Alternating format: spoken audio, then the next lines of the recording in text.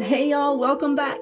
In this video, I'm going to show you how to make this absolutely delicious and also easy spider bread bowl appetizer. I'm not only going to show you how to make the spider, but I'm also going to show you how to make this really good vegetable dip here. So anyway, I hope you enjoy it. Stay tuned, I'll show you how to make it. Hey y'all, yes, we're back in the kitchen, so the lighting and sound is a little bit different. But anyway, we are making one of my absolute favorite Halloween appetizers. My kids love this. It's just so creepy and cool. But anyway, first off, what you're going to need, these Rhodes dinner rolls. Okay, yes, you can make your own bread if you want to, which is what I prefer. But you know what? For this video, it's just so much easier to tell you how to use these because, as you can see, they are already portioned out into these perfect dinner roll size balls. So anyway, this has been the best brand that I have used for this. I have tried some other brands and I just didn't get the results I wanted. You get these at Walmart. At least I got mine at Walmart, okay? And they come in a bag of 36. And for this, you're only going to need 16. All right, so I'm going to set that bag over there and you're going to want to let these thaw. Now, what I did is I just took a plate. I put some olive oil on it just to keep them from sticking to the plate. And then I have, just spread them out. And this was about 5 hours. I let them set out at room temperature so that they can thaw. And that is from being completely and utterly frozen, okay? But basically all that you're going for is, you see how squishy that is? You just want them to be squishy. But anyway, we're going to start to construct our spider. And for that, we're going to slide this off to the side a little bit. And I'm going to get this pan here, which has a silicone baking mat on it. I'm trying to do everything and stay in frame. But anyway, for the head of our spider, you're going to need 2 of these rolls, okay? So we're just going to squish it up, and the oil on the plate here, so you can see I'm getting it all over my hands, it's helping it to not stick to my hands. But you just want to work this. You want all of the dough to come together, so that when we bake it, it's not all going to flake apart, okay? So we're just going to roll this into a ball for the head. Put that there. And then you're going to need 10 for the body. 10 of these little balls.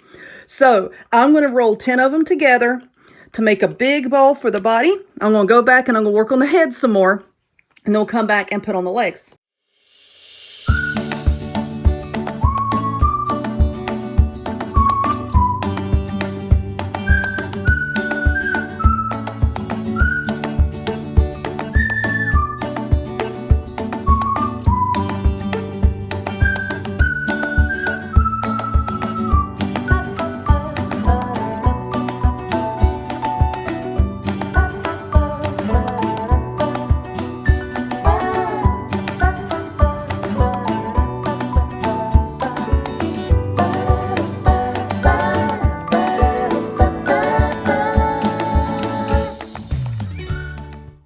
All right, so we have the body and the head here. You just want to try to get these as round as possible.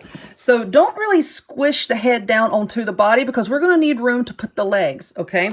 And now that's what we're going to start over here. We're going to start the legs. I'm trying to pull my sleeves up just a little bit more. We're going to start on the legs. So we have 4 of these rolls left, and you're going to want to cut these in half. So when you don't cut them like directly equally in half, you want one side just to be just a little bit bigger than the other. So I'm going to put the bigger side down here. Let's see, that would be half. So let's go over a little bit. And I'm putting the smaller sides over there. See, that would be half. Let's go over. Now these here, these bigger ones, these are going to be the longer legs, of course. And then the shorter ones are going to be for the shorter legs. All right, so let's get this out of the way just for a second. Now let's bring this over so that you can see what I'm doing. So we're going to start rolling out the legs.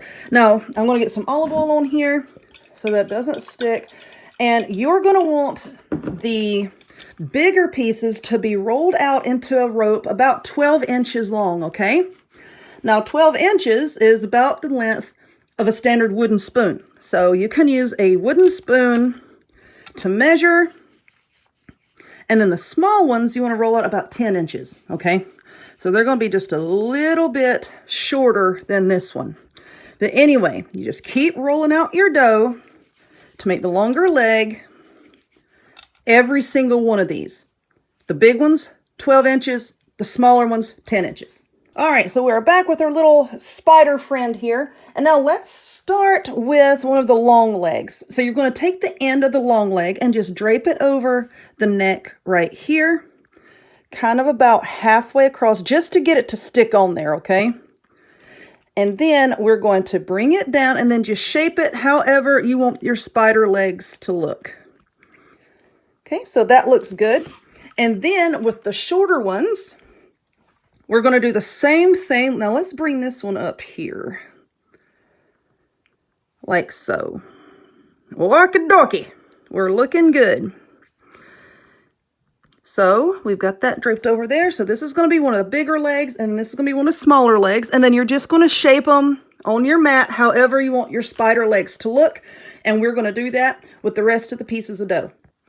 Alrighty, so our little spider guy here is put together. Now, don't worry about what this looks like right here because I'm going to tell you something. I cover that with some seasonings, okay? And you're not really going to see it. But anyway, that's what I like about using these types of baking mats. You know, you can use the measurements on there to kind of get everything kind of in proportion. I mean, it's not going to be perfect as dough, but you know, it just helps when you're trying to lay things out. Oh, a bit of pepper. I got a few things going on over here. But anyway, what we're going to do now is we're going to cover our little friend here with some plastic wrap. And we're going to let this dough rise for about an hour. Now, if it's cool in your house, this is what I do. I turn my oven on to the very lowest setting, set it on top of the stove, and then, you know, just let it rise that way.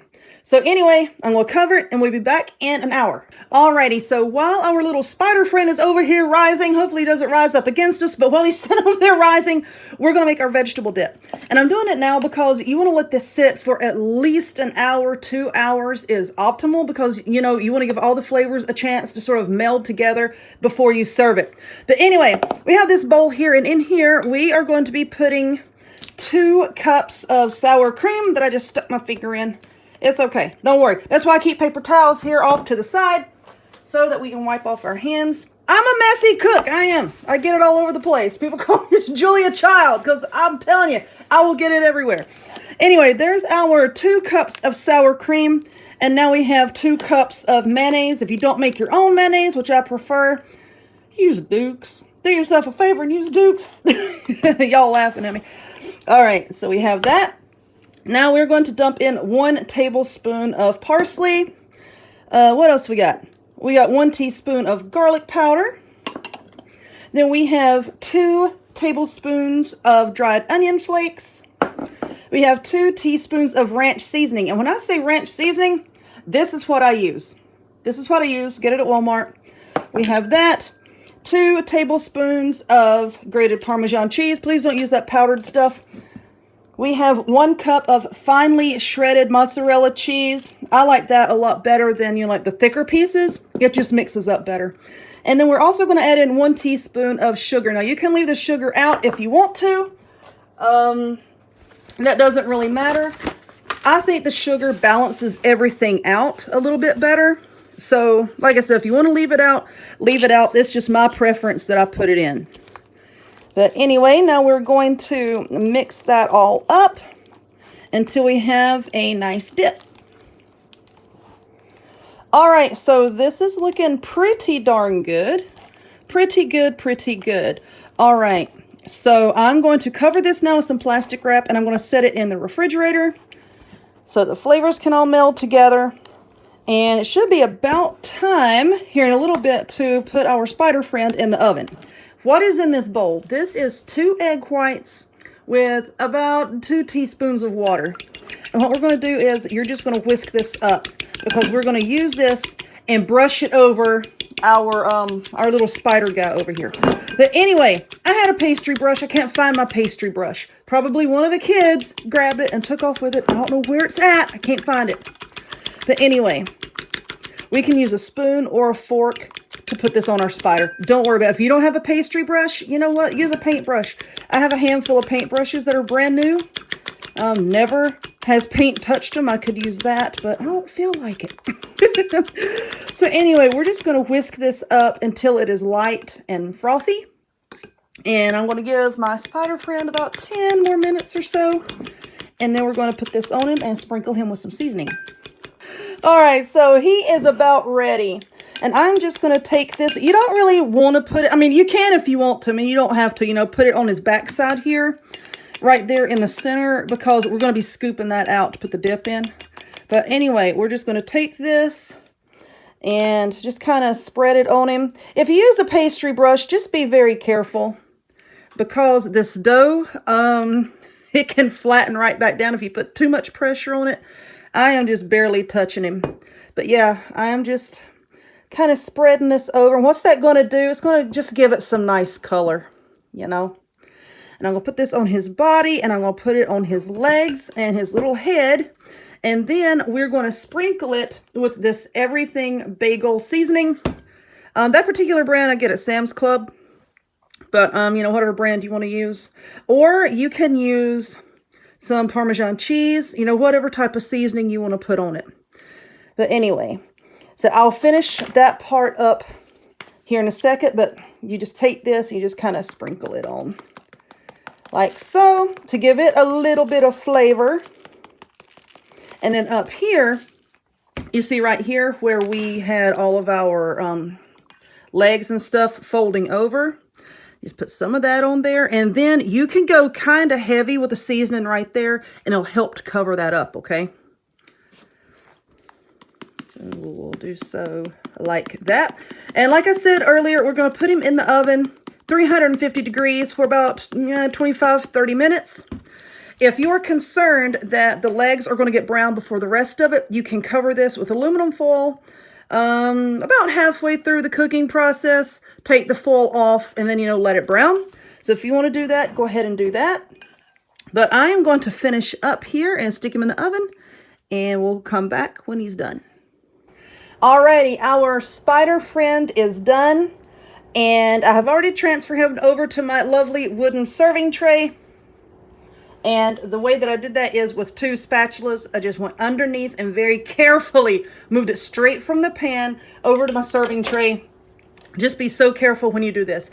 Now, what we're going to do is I'm going to go ahead and I'm going to cut the top of his little backside off. Where is my knife? Here's my knife. My knife! So we're just going to very carefully do that. Just all the way around. And then we're going to take a spoon and we're going to scoop out his little insides. Okay, this is still very hot. This is so good. Now, you know, you can keep this. You can just cut it in strips or pieces and serve it along with it. I'm just going to eat it myself. All right, so now you're going to carefully scoop out some of his little insides, and I'll save that, you know, and I'll eat that myself. Put some butter on it. It'll be all right. So let me get a fork over. Oh, I just washed them and now it's still wet. But anyway, just carefully scrape out some of his insides here, and then we're going to let the whole thing cool down. And I just find it easier to scoop all this out while it's still good and warm, as opposed to letting it get cold, okay? So we're just going to scrape all the way down, like so. Just leave some on the bottom. Don't cut all the way through to the bottom, okay? Because you need something to hold your dip. Now, here's the thing. If you don't want to put your dip directly into the bread part itself, what you can do is just scoop out enough to give you room to put a plastic bowl or a glass bowl. Set that bowl down in there and then put your dip in the bowl, okay? Makes sense? So anyway, let's just straighten this up a little bit. Once again, while it's still warm is the best time to do this. And then I'm just going to press everything down, just to make enough room for our dip. All right, so now we're going to let this sit here and cool down completely. I'm going to clean away any of the seasonings that has fallen around him, and we'll be back. All righty, here we are. I'm going to consider that done. I have a bunch more vegetables I can put on here, but I didn't want to crowd him so that you could really see like the beauty of the spider and see his legs and everything. But anyway, it has completely cooled. I have filled up his little gut with our dip, sprinkled some parsley on top, and that is that. So now I'm going to go set this over here. I have the littles. They've been eyeballing this thing ever since I started making it, and they want to rip its little legs off and stick those in the dip. Yeah, I know, kids. But anyway, hang around after the video so you can get a better look at this. I hope that you enjoyed it. If you would, give me a thumbs up. Click subscribe. Check me out on other forms of social media, the links to all of which will be in the description box down below. And I hope to see y'all next time. Bye.